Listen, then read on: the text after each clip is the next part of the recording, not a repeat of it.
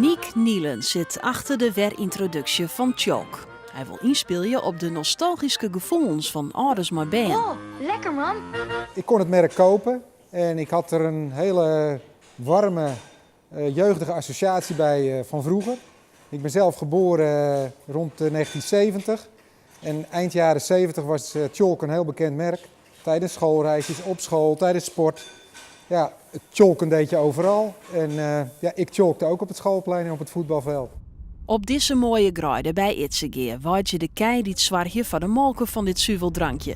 De nieuwe producent had bewust gekozen voor de zaniemde boerengilde molken.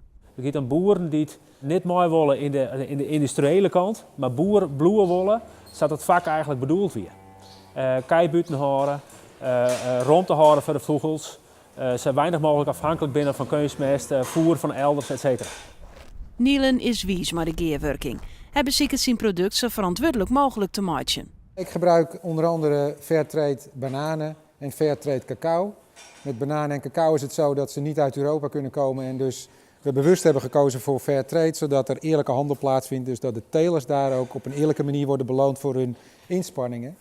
En voor deze twee ingrediënten en onder andere ook rietsuiker kiezen we dus voor Fairtrade. Voor het boerengilde is dit een mooie put. Dit is eigenlijk onze eerste uitzet vanuit het boerengilde. We hebben eigenlijk een eerste partij zien lekker uitstekt om maar deze malken wat te doen.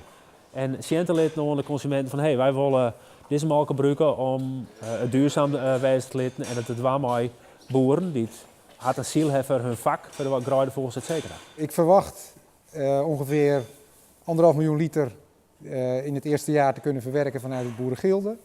Dat zijn ongeveer 2 tot 3 melkveehouders vanuit dit gebied in Friesland.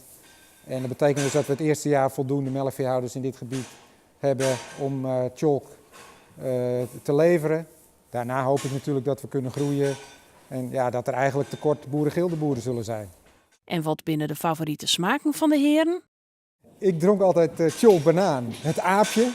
Het aapje was voor mij vrolijkheid, het oerwoud, blijheid. Ja, daar werd je als kind gewoon weer even nog kleiner kind van. Dus ja, dat gaf voor mij even dat oerwoudgevoel. Mijn favoriete smaak is de jitbij smaak. Het laatste iets zijn anderen en mooi proeven mochten. En dat komt waarschijnlijk omdat ik zelf een heel soort van jitbij houd. Tjalk luidt van 15 september aan in de winkel.